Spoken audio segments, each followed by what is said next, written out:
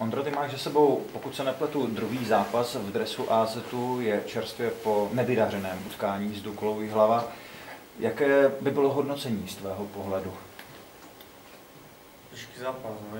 Jihlava je kvalitní tým a byli na nás nachystání, nám moc nevycházely kombinace, nešlo nám to zlehka a každou naši chybu vlastně dokázali využít a když jsme šli do zápasu zpátky, když jsme dali vždycky ten kontaktní gól, tak za 5 hned jsme další dostali, takže to bylo těžké a těžko se to hodnotí.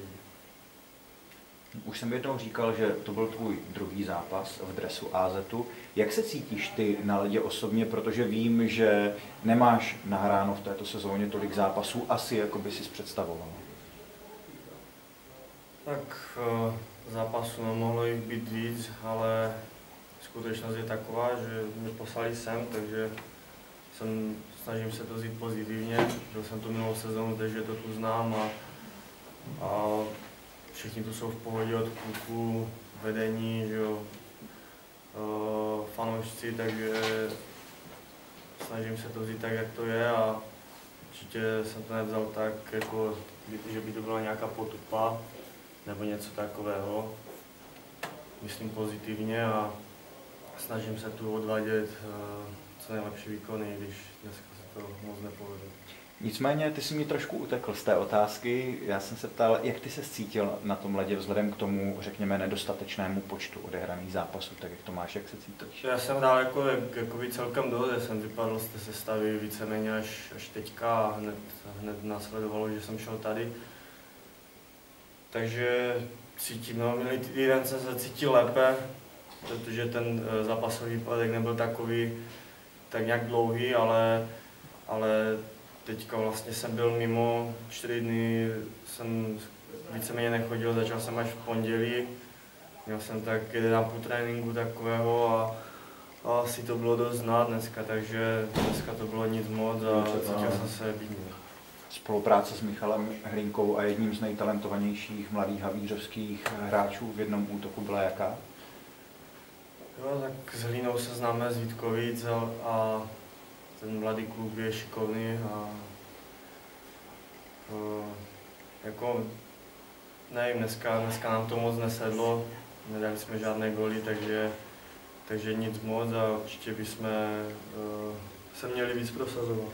Ty už si to naznačil v té své předchozí odpovědi, že jsi měl pár dní pauzu, nehrál si zápas v Litoměřicích ze zdravotních důvodů. Dá se říct, o co šlo?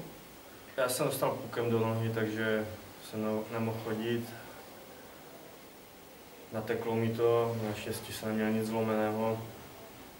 Měl jsem 4 dny pauzu a tak nějak se dávám teďka dokupy. Tušíš, za jakých podmínek se zrodilo to tvé hostování anebo střídavé starty tady letos v Havířově, když jsi říkal, že jsi ze zastavy Vítkovic, Extraligových vypadl v podstatě teprve až nedávno a najednou hned si tady? Tuším, tak Vítkovice chtěli, abych byl v zápasovém tempu. Je to tu kousek a měl zájem, takže to bylo tak v podstatě ze dne na den a nás je tam dost útočníků, teď padlo to na mě a je to tak. V jakém rozpoložení si našel havířovský manšaft? Ty už si tady loni poměrně úspěšně působil. Vrátil se do stejné atmosféry nebo je lepší? Jaká je? Já si myslím, že je lepší. Kluci už to jsou zkušenější, je to další sezóna a myslím si, že minulou sezónu, když jsem tu šel, tak tým byl, já nevím, myslím 12. Nebo, tak teďka je v takových klidných vodách, když ta tabulka je celkem našlapaná, takže chtělo by to nějaké vítězství, ale myslím si, že ta nálada tu je lepší a je to tu v pohodě. Měl jsi čas, anebo sledoval si výsledky AZ-u v této prvoligové sezóně, i když jsi byl v Ostravě ve Vítkovicích, anebo na to nebyl? Já se tak celkem každý den podíval na ty online, jak na hokej, tak na fotbal, tak vždycky jsem se kouknul, jak to klukům jde, a takže jsem to sledoval. Jaký je teď tvůj oficiální status tady? Jsi tady na hostování do konce sezóny, anebo pouze střídavé starty? Jak to vlastně máš? Já to tu mám v podstatě zápas od zápasu, nevím, co bude další den a uvidíme, jak to všechno bude. Trénuješ tady? Ano, jsem tady, takže uvidíme a slíbil. Rozumím. Díky, že jsi přišel, ať se ti daří a díky za rozhovor. Děkuji.